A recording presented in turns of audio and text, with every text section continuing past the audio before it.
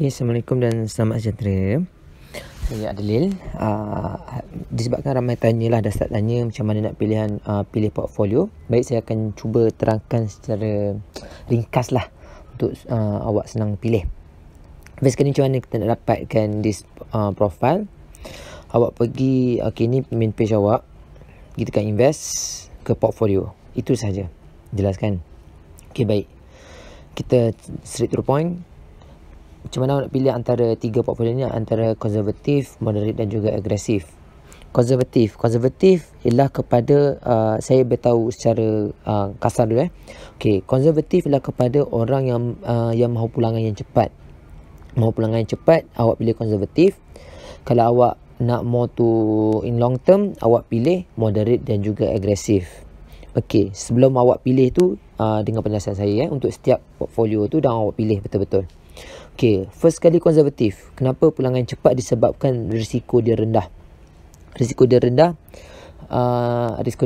That's why saya sarankan kepada orang nak pulangan yang cepat, ambil konservatif. Pulangan yang cepat, maksud saya bukan dalam masa 1 bulan, 3 bulan ataupun setahun. Pulangan yang cepat ialah dalam masa 3 tahun paling kurang. Disebabkan lepas setahun dia takkan tak nampak lah pulangan dia banyak sangat. That's why saya sarankan lepas 3 tahun ke atas, 3 hingga 5 tahun lah. It's quite a good time lah untuk konservatif. Risiko dia rendah, tetapi pulangan dia sedikit. That's why. Jelas tak? Untuk moderate pula.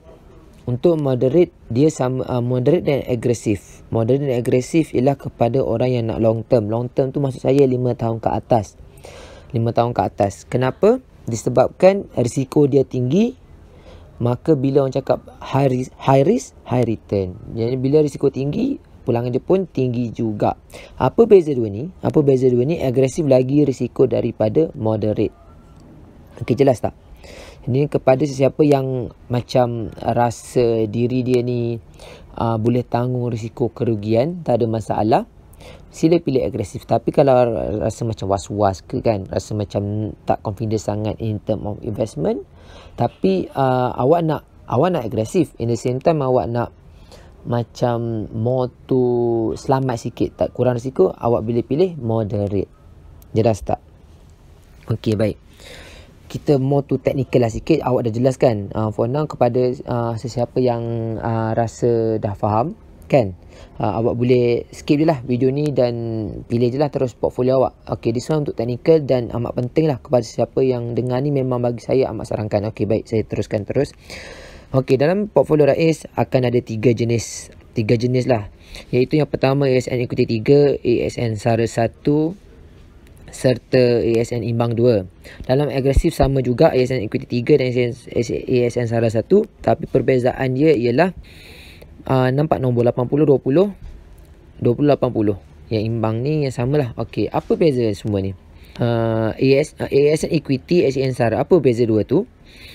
Equity ialah kita invest kepada certain company, dan investment kita tu masuk dalam stock market. Stock market tu ialah macam graf-graf yang macam awak tengok sekejap.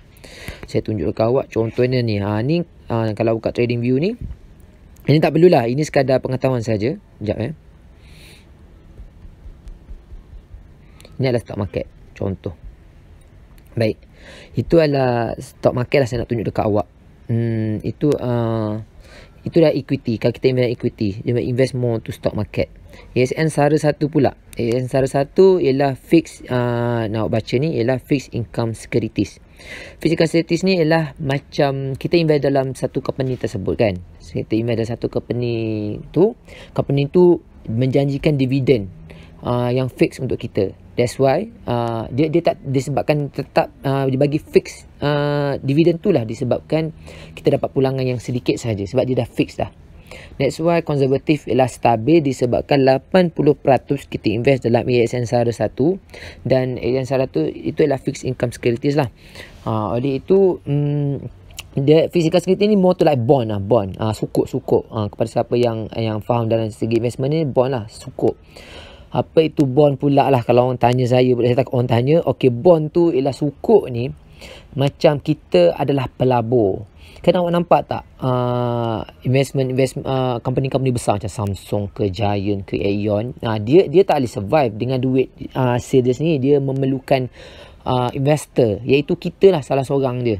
Kita is our kita adalah dia client. Macam tu contoh. Tapi yang tu apa yang kita invest, awak tekan di sini nampak ni. Kita invest kepada public bank, Melayan Bank, Semi Group, ataupun ASN Sara pun sama juga, public bank, Melayan Bank. Kita akan invest dalam company-company ni. Kita akan invest dalam tu. Jelas tak?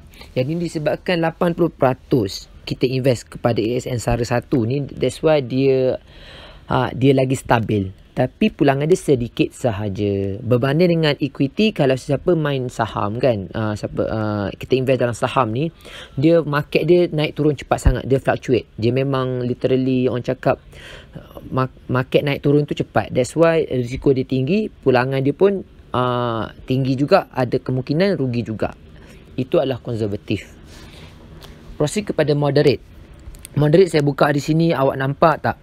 It invest 25 to 75% NAV in equities while the balance is in fixed income securities. NAV ialah net asset value. Saya nak terangkan asset value agak panjang, tak apa, kita skip yang tu.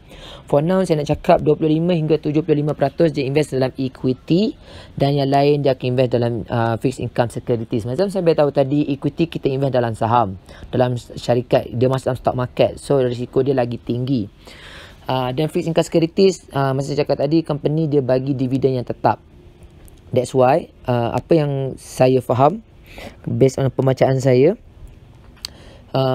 SN Imbang 2 Fund ni kenapa dia risiko juga, disebabkan dia invest dalam equity, agak tinggi percentage dia berbanding dengan konservatif. In the same time dia invest juga dalam fixed income security. Contoh, let's say hari ini ASN decide, ASN Imbang 2 ni decide untuk kita untuk invest di dalam equities. Dia decide nak invest dalam equities 75% lah, contoh 75%, 25% lagi dia invest di dalam fixed income securities, contoh.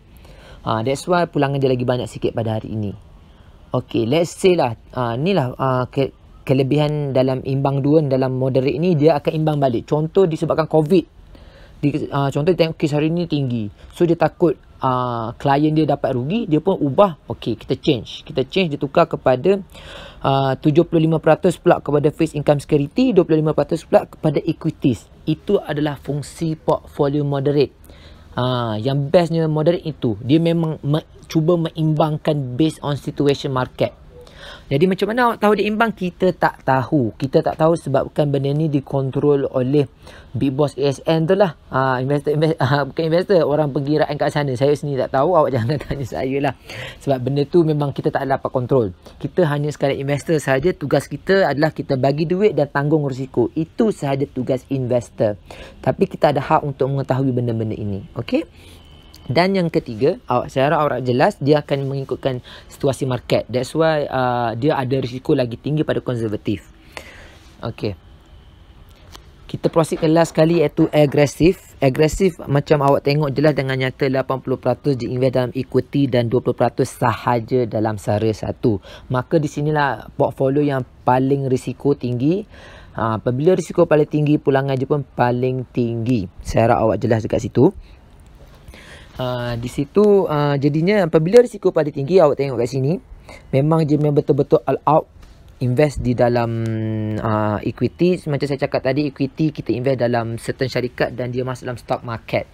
Dan di situ dia akan tengok atas, depends lah atas stock market tu naik turun rendah apa semua, risiko lagi tinggi dan maka pulangan dia tinggi. Saya ulang benda ni sebab saya nak terang lagi detail pun saya tak berani, sebab saya tak expert sangat dalam bidang ini.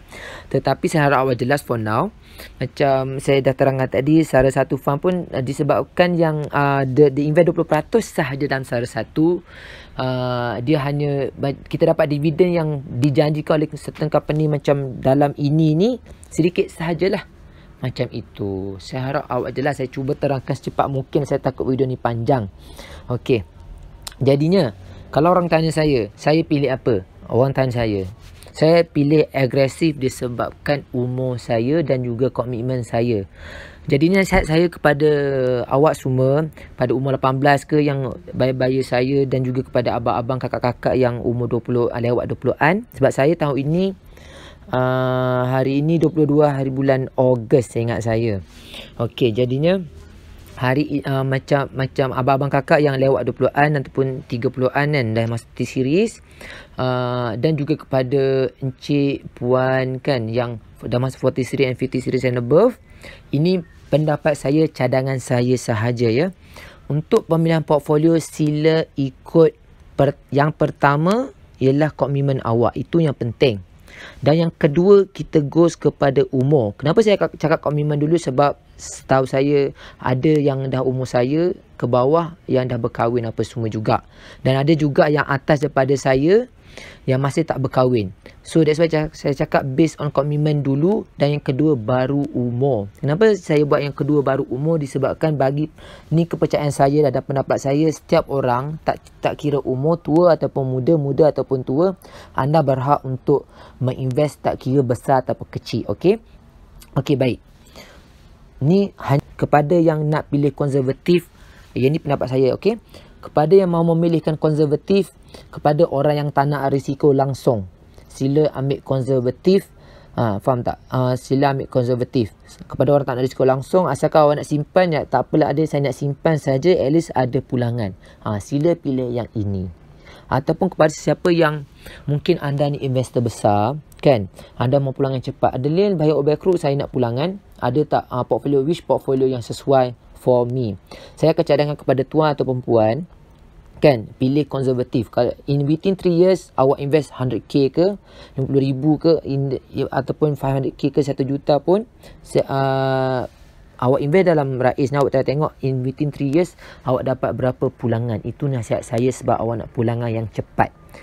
So jadi dua jenis orang saja yang saya cadangkan kepada orang yang pilih konservatif. Yang pertama, kepada orang yang tak nak risiko langsung, nak make sure selamat, asalkan ada pulangan sahaja, tak kisah berapa pulangan dia, sila ambil konservatif.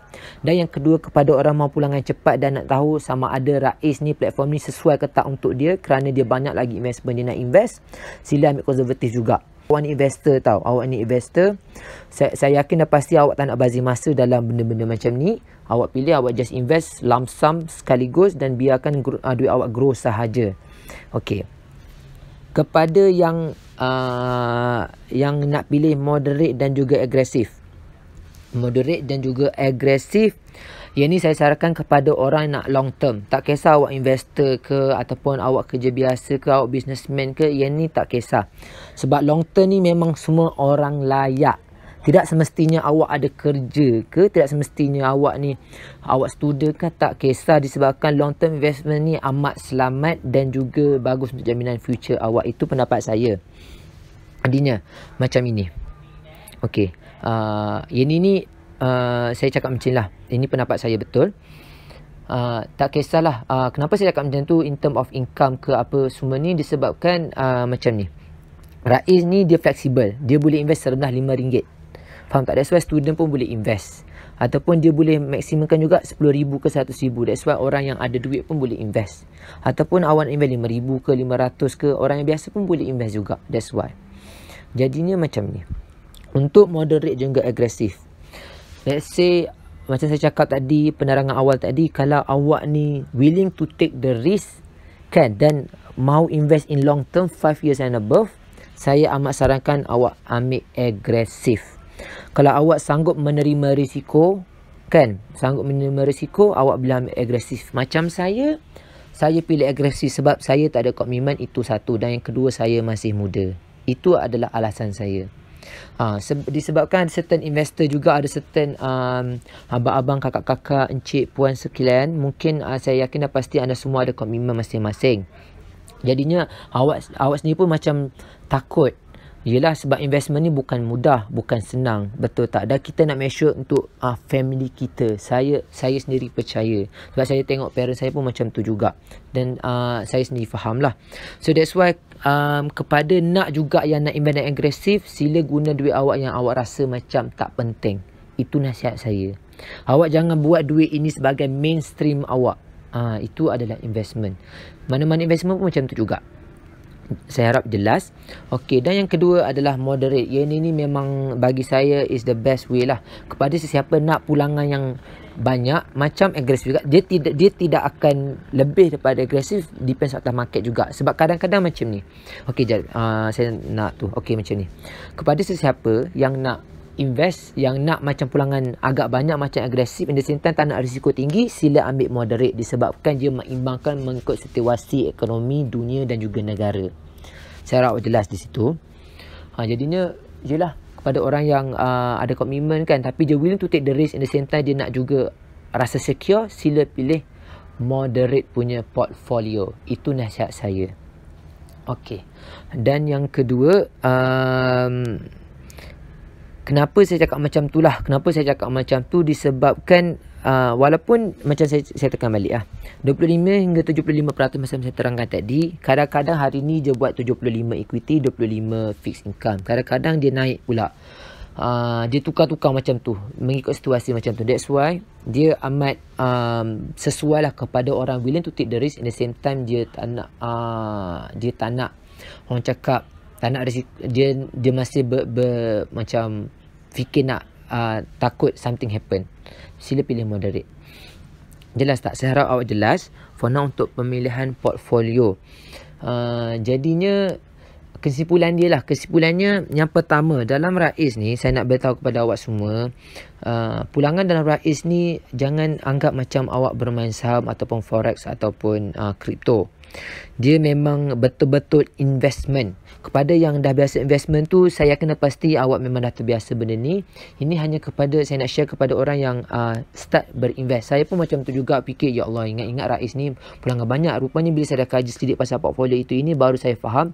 Dan saya pun macam cakap, sebab ramai kontak through WhatsApp, bila pulangan dapat, saya akan bagi in the long term lah. Long term tu 3 years and above. Jadi kalau awak rasa tak berbaloi, tak ada masalah, awak boleh keluarkan duit awak bila-bila masa sahaja dalam Rais ini kan. Bila keluarkan duit bila masa sahaja Rais ni, saya akan sediakan link cara nak withdraw. Dan itulah pendapat saya for now untuk pemilihan portfolio. Saya harap awak jelas. Kalau ada soalan boleh tanya saya.